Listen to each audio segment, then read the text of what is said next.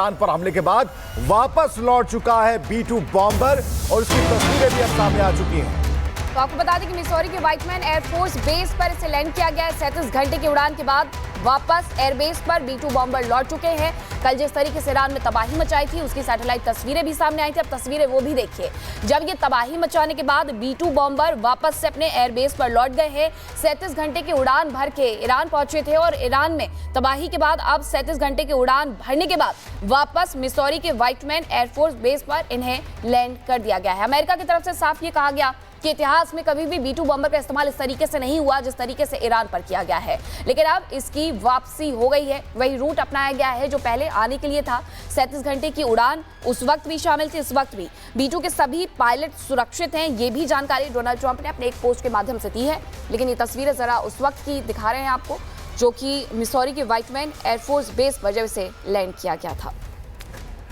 तो आप सोच रहे होंगे कि कैसे ईरान तबाह हुआ, तो ईरान पर हमला कैसे हुआ, तो ये हम आपको दिखा रहे हैं। ये ग्राफिक्स 37 घंटे की उड़ान में ईरान कैसे तबाह हो जाता है। यहां मिसौरी से ये फ्लाइट शुरू होती है और कैसे हवाई होते हुए Guam, straight of Malacca, Diego Garcia और ईरान पर बमबारी होती है। और ये जो सफर है ये 37 घंटे का सफर होता है, यानी कि 37 घंटों के अंदर सबकी धड़कनें बढ़ी हुई थी। एक बड़ा हमला होता है और किस तरीके से उड़ान भरी और ईरान पर बमबारी की। इस बीच में जो स्टेशन सामने आते गए उसे आप देख पा रहे हैं, चाहे वो हवाई हो, गुआम हो, स्ट्रेट ऑफ मलक्का हो या फिर डिएगो गार्सिया। और इसके बाद बड़े परमाणु ठिकानों पर एक साथ हमला। और जिस 37 घंटे के सफर की बात कर रहे हैं तो B-2 बॉम्बर ने यहां पर अमेरिका को यहां बढ़त जरूर दी है, लेकिन जैसे ही ये 37 किलोमीटर का सफर, 37 घंटे का सफर करते हुए वापस लौटता है, ईरान ने भी तब तक धमकी दे दी और ईरान ने साफ तौर पर कहा कि अब आप तैयार हो जाओ क्योंकि आपके एयरबेस पर भी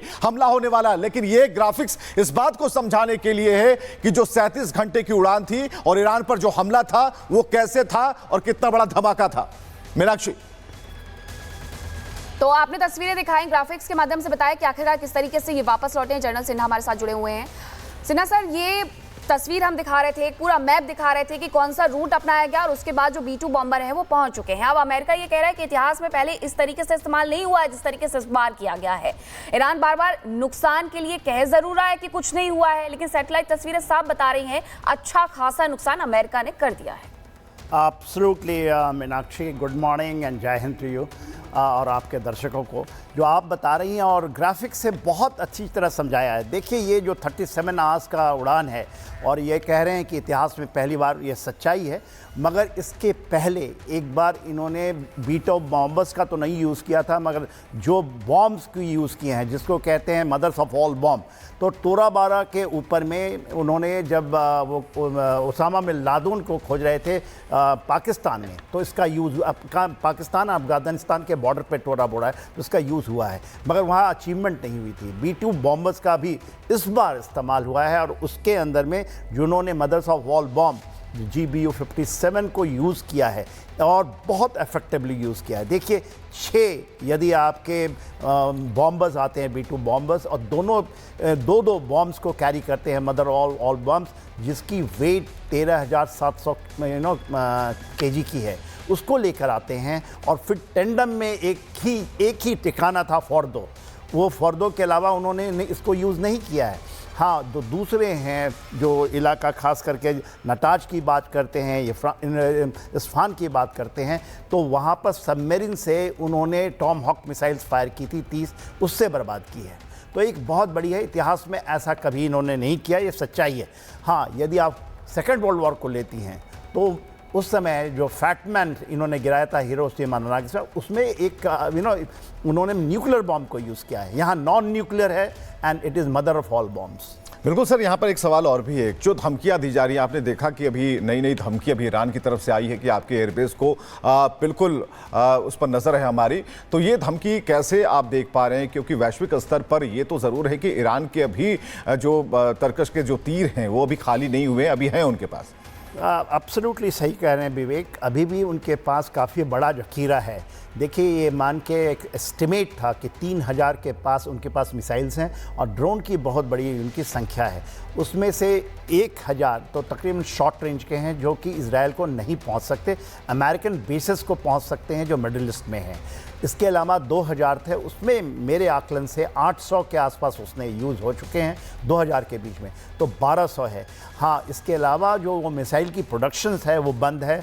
चाइना से 3 खेप आए हैं इसके फ्यूल के, क्योंकि ईरान के अंदर में इसकी क्षमताएं थोड़ी कम हुई हैं। जो सबसे बड़ा इजरायली ये है, 2 मोटिव था, एक तो न्यूक्लियर वो नहीं बनना देना चाहते हैं, दूसरा जो उनकी ईरान की एक मंशा है कि 30,000 उनके पास ये सिस्टम होनी चाहिए, मिसाइल सिस्टम, जिसमें ICBM की भी बात करते हैं। तो अभी 3,000 और 30,000, 10 गुना ज़्यादा, तो उसको कहीं वो बर्बाद कर पाएंगे क्या? उसके पहले ही कहीं अकॉर्ड्स साइन हो जाएं। सर माफी चाहूंगा, यहां पर एक बड़ी खबर आ गई है, आप भी हमारे साथ देखिए। ईरान ने इजरायली परमाणु केंद्र की तस्वीरें जारी कर दी और तस्वीरें जारी कर ईरान ने इजराइल को हमले की धमकी दी है। ईरान ने डिमोना परमाणु केंद्र की तस्वीरें जारी कर दी और मिसाइल से ऐसे रिएक्टर को बना सकते हैं निशाना। तो ईरान की तरफ से ये तस्वीरें जारी की गई हैं और ये तस्वीरें आप देख पा रहे हैं इस वक्त। तो इस वक्त की जो सबसे अहम जानकारी है तस्वीरों के जरिए, वो हम आपको बता रहे हैं कि कैसे निशाना बनाया जा सकता है इन फ्यूचर।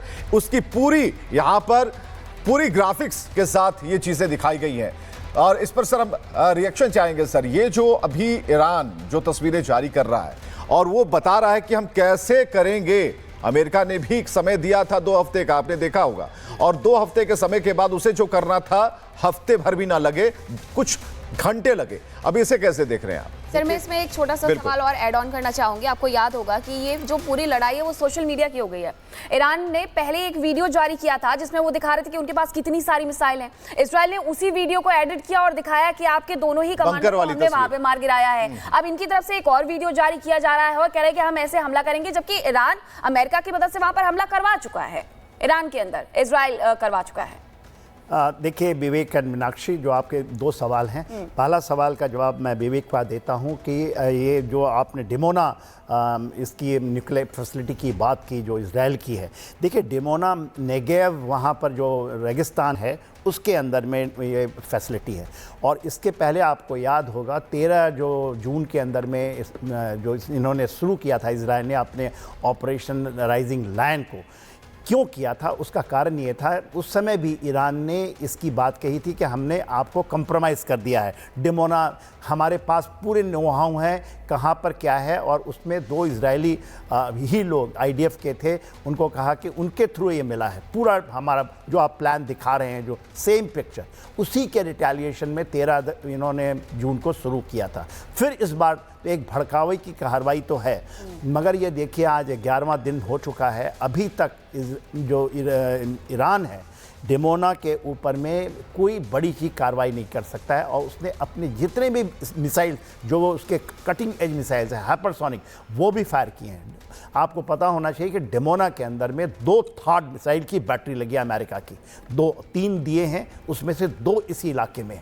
तो उसको भेद पाना क्योंकि कितना है, क्योंकि वो एक इंटीग्रेटेड सिस्टम है। अब मैं मीनाक्षी की जो सवाल थी कि ये जो पूरी की पूरी लड़ाई अभी ये आज गिर चुकी है सोशल मीडिया के ऊपर, एब्सोल्युटली।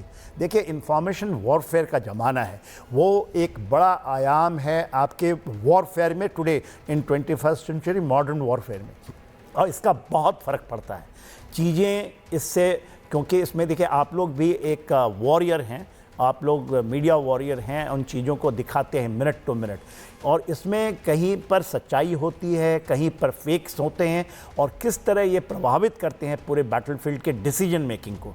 अमेरिका जो डिले डाली कर रहा था, आपने कहा ना, पहले वो कह रहा था कि मैं 24 घंटे 45 घंटे वो G7 से निकल गए, और फिर क्यों कर गए, तो उसमें भी मीडिया का, और देखिए रियलाइजेशंस होते हैं कि स्ट्रैटेजिकल जो सिचुएशन होता है, टाइमिंग्स होती हैं, कंडीशंस जो। बिल्कुल सर, ये बिल्कुल मेंटल गेम की तरह है। AI का ज़माना है, सोशल मीडिया से युद्ध भी अछूता नहीं है।